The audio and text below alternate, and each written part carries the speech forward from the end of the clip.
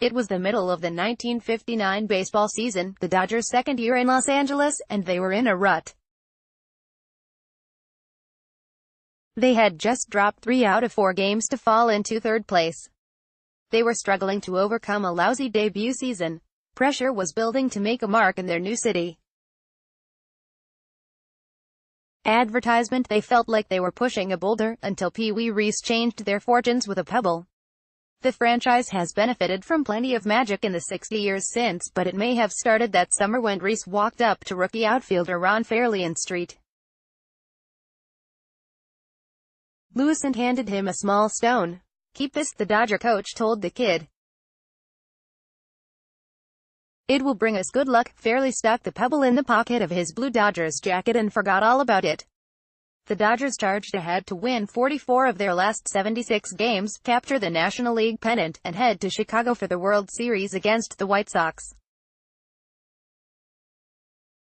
They lost Game 1. They were trailing 2-0 after the first inning of Game 2. Sitting on the bench, Fairly absently stuck his hand deep in the pocket of his jacket and felt something hard. "Oh yeah, the pebble." He rubbed it and history happened. The Dodgers came back with 3 runs in the 7th inning to win Game 2 and won the series in 6 games behind the near-perfect pitching of reliever and series MVP Larry Sherry. Column. Cody Bellinger is working to stay on the right path while at Crossroads by Dylan Hernandez. July 22, 2018, 5 p.m. Only 1 year after arriving in town, the team had delivered its new city a championship, marking the beginning of the most glorious and increasingly forgotten era in Los Angeles Dodgers baseball. Today, amid the 3 championship rings and countless trophies in Ron Fairly's safe, there hangs his original Dodgers jacket. And in the pocket of the jacket is that pebble. "It's as special as anything I own," Fairly said from his Indian Wells home. He just turned 80, but the longtime Dodger has not forgotten even the smallest pieces of this larger-than-life era, many of which appear in a book published this spring called Fairly at Bat, written with co-author Steve Springer, a former Los Angeles Times reporter. The book is an important reminder that the Dodgers haven't always gone 30 years between championships.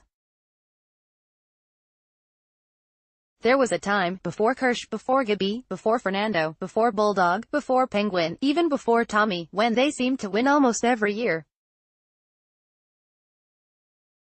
Advertisement. Soon after inhabiting this town, they owned this town, and maintained that ownership during an incredible mid-1960s streak that, if it happened today, would make them baseball's version of the Golden State Warriors or New England Patriots. During an 8-year span, they won 3 World Series titles, 4 National League pennants and lost another pennant in a playoff. Their roster was filled with the likes of Hall of Famers Sandy Koufax, Don Drysdale, Duke Snider and Reese, legends joined by greats like Maury Wills, Tommy Davis, Willie Davis, Johnny Podres and Jim Gilliam. During this time, they set a World Series attendance record at the Coliseum, opened Dodger Stadium and became ingrained in the fabric of Southern California life. MLB 1968, Dodgers relent as players find power to precipitate change by Bill Shaken. July 19, 2018, 4 a.m., 1 year after a franchise fell into the lap of this city, a dynasty showed up, said Mark Langill, Dodgers historian. Championships, stars, one parade after another. This was when the Dodgers all became household names. Fairly, a local kid and USC product, was one of those names during his 11-year Dodgers career.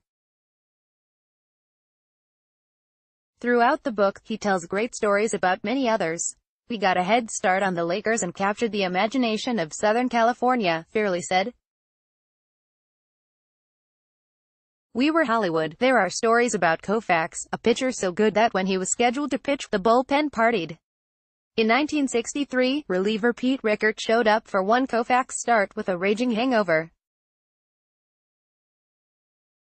He figured he could drink the previous night because Koufax never came out of a game. Well, on this day, Koufax struggled early, and a wobbling Rickert was called to warm up early on a hot afternoon at Dodger Stadium. After Rickert had been given ample time to get ready, manager Walt Alston came to the mound to replace his star. "How do you feel?" Alston asked Koufax. "Better than the guy you have warming up," Koufax said. Alston spun on his heels and walked off the mound. Koufax settled down and the Dodgers eventually earned the victory. MLB Stat Corner, clutch hitting by Houston Mitchell June 2, 2018, 10:40 a.m. For every Koufax story, there is one about Drysdale, the famously aggressive pitcher who would knock Fairley down with inside pitches even during spring training batting practice. Ron, Drysdale told him, "You're going to get knocked down during the season. I thought you might want to practice that too." Once in Chicago, Drysdale was drinking all night with Cubs infielder Don Zimmer, a former teammate. Before the next day's game, Zimmer told his teammates that Drysdale, who was the Dodgers' starting pitcher, was surely still drunk. Drysdale, a 6'6" bear of a man who was feeling fine, heard about what Zimmer was saying and decided to milk it. When the Cubs came to bat in the bottom of the first, Drysdale acted like he couldn't see catcher John Risborough, who was in on the joke.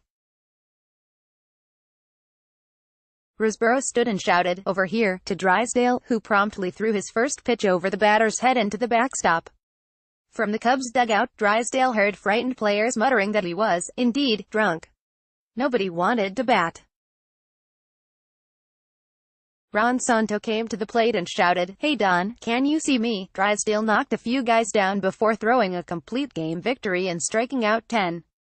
After, he invited Zimmer to dinner again.